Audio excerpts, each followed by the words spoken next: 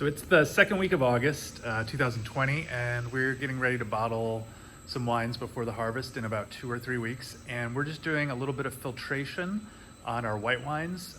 We do a really light cartridge filtration, somewhere between 1 and 2 microns, just to polish the wines up so they don't have any sediment in them or they don't look kind of cloudy and hazy.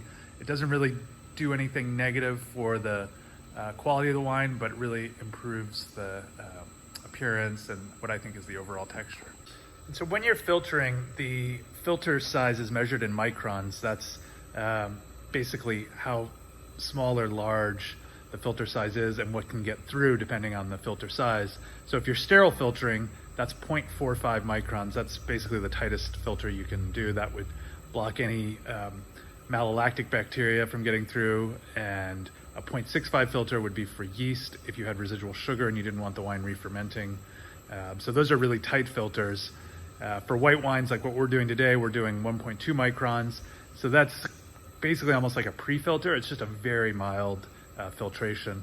And so it will let some yeast cells through and definitely let malic bacteria, Enococcus cells through. If your wines were not through ML, that could be a real problem.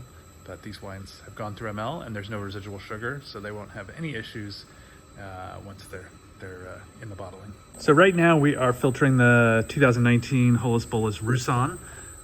The Roussanne is in this tank and it's going through our little pump and going into another tank. And then this is the cartridge filter, and the wine gets pushed through there and gets cleared up very nicely. Okay, so here is our filter housing, and inside the housing is our filter.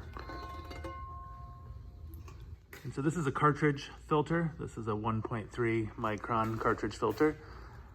And you can see it's just a series of pleated sheets, essentially, that capture any of the material passing through.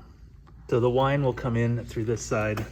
It goes up in through the filter and then is pushed through the pleated sheets inside, and the wine comes out and then goes back out this side.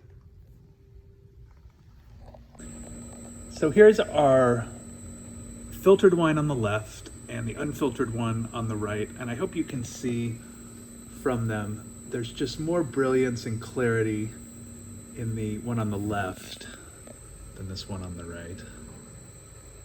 Unfiltered. Filtered.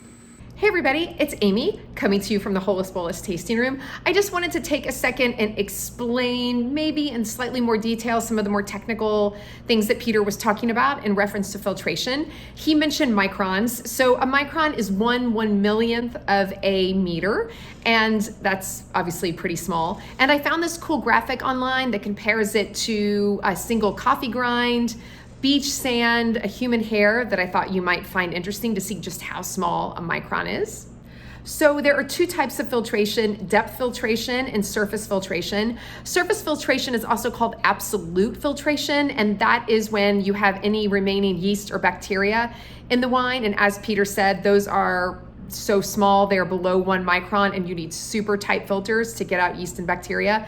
We rarely have to use a surface filtration in the winery, but we do depth filtration on the white wine. It does, like Peter said, make the wines a little more brilliant and clear, but it also, I don't know what it is, but also tends to polish the wines a little bit, makes them a little less rustic, and we really have liked the results this year with both the Roussanne and the Chardonnay, so you'll have to just come by and taste them when they're released, the 2019s. Okay.